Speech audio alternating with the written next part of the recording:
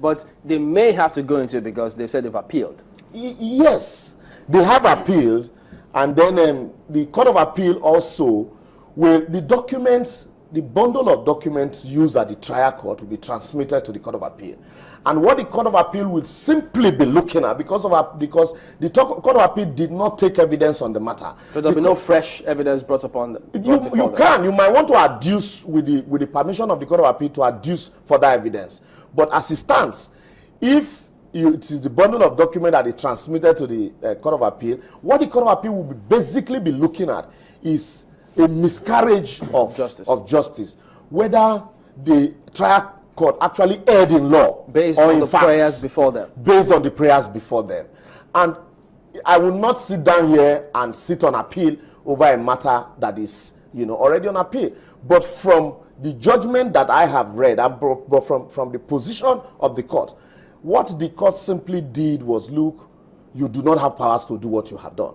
And then also, now saying that the court also ought not to have declared Ngilari governor, for me, it's stretching the argument beyond imagination. It's beyond logic, because if you say, as at that time, that the governor resigned, that the governor was impeached, there was still a deputy governor. What is the position of the Constitution as regards what should happen? The position of the Constitution is that once the governor is impeached, automatically the deputy governor becomes the governor. So it is not within your power to now say that, even though you agree that the deputy governor did not resign, but that the court ought not to have, because the court should investigate his intention. It is not for the court to do. It is for the court to comply with the law by making those consequential orders, to say that consequence of this act is that there is a deputy governor. And so, since there is a deputy governor, who becomes the governor after the impeachment of the speaker? It is the deputy governor. So go and swear in the deputy governor. In the same vein, if you remember the case of Peter Obi, election had been conducted in Anambra while the matter was in court, and then Peter Obi was challenging his impeachment. And the Supreme Court said, no, the business of the House must be conducted in the primary place meant for that business. And so if you went to Asaba, in a hotel in Asaba, to conduct that business, that act itself is null and void. And so, since the act is null and void, the consequence of that act being null and void is that Peter Obi remains the governor. And if Peter Obi remains the governor, that means there is no vacancy in the office of the governor of Anambra State for INEC to conduct election into. And so whoever is occupying the position should not be there. In the same vein, in Ladoja's case, if you remember, the position was that once an impeachment had been concluded, the court, by virtue of section 180, subsection 10, had no power to look into it. And the Court of Appeal, in its wisdom, said, no, you have subsection 1 to 9 that you must comply with. And so if you fail to comply with subsection 1 to 9, you cannot invoke subsection 10 on me. In other words, they're saying that it is the process that validates the action. Exactly. And so there are procedures. The Constitution is clear. It is everyday. It is written in everyday language. Okay. And so once the process is not properly followed, what the court will simply do is that, look, this process had not been followed. So that's why they said an abuse of process. But what about the argument from his counsel, Mr Bayo Ojo, saying, look, they were supposed to appeal, which I think they have now, and that they were supposed to stay action pending when the appeal is seen through?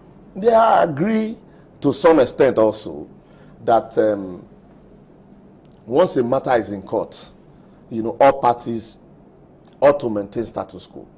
But by Ojo's statement, they were supposed to appeal. I had expected that the moment that judgment was delivered, and if you disagree with that judgment, what lawyers do to tie the hands of parties is to ensure that as right there in court, as you are there, your notice of appeal is ready. Straight away. Straight away. You send your junior, your notice of appeal, and your motion for stay of execution pending appeal.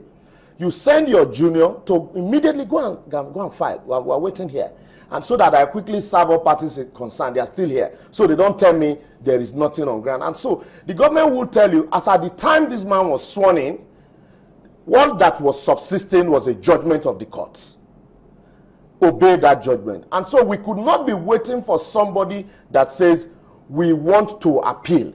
What if at the same time, if they were going to appeal there and then the court has said, look, swear him in immediately? If you appeal there and then you have application for stay of execution, even if there's an appeal, what you now do, like I said, you tie the hands of parties.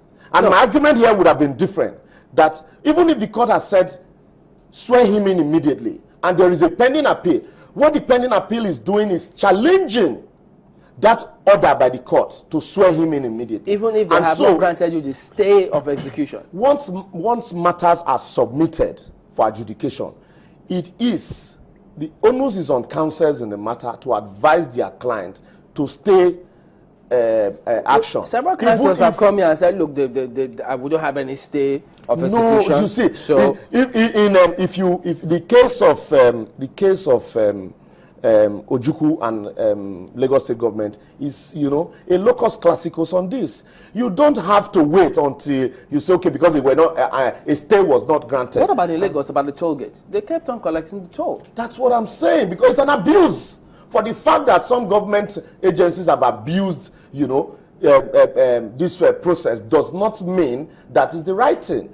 What it means is once there is a matter, because if you remember in that Ojukwu and Lagos State government, why the matter was sub judice, they kept acting. The Lagos State government kept, taking steps as regards the rest.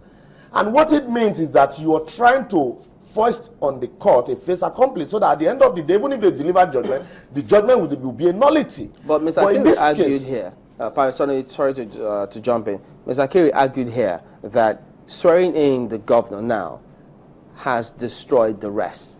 Swearing in the deputy governor to some extent, but in another vein, if tomorrow the court of appeal rules, that's why I say you cannot divorce this from the politics of the country as it stands. If the court of appeal rules also that, look, the deputy governor had properly resigned, and so the speaker remains the acting governor pending when election will be conducted. The next question I will ask, will the government that has said, look, we did not, there was no notice of appeal, so we acted, will they act swiftly also? The case of Ayo Salami was a case in point, and so you can't take away the politics of all of this. But I tell you, when you know that you are swimming against the tide, because the speaker ought to know that he's swimming against the tide, because they are all members of the same party. They know what had transpired. So when you know that you are swimming against the tide, what you do is to ensure that you take all necessary steps to make sure that you block any loopholes, so that they will not use that against you. And that is what played out here. When you know that you are swimming against the tide and judgment is already going this way, what some lawyers do right there in court, they have their laptops. So it has made it easy. Now you move your office to the court. So you file your appeal straight immediately. There is an appeal on the matter, and so you say, well, we have filed an appeal, and so let's wait for the court of appeal to decide. So that also that will help you drag the matter up to the Supreme Court. So by which time elections would have been conducted, and then the rest would have been completely destroyed. Here also some have argued that what is the stake of the speaker in all of this, because he's by virtue of his position in the constitution, he ought to be what we call a gatekeeper.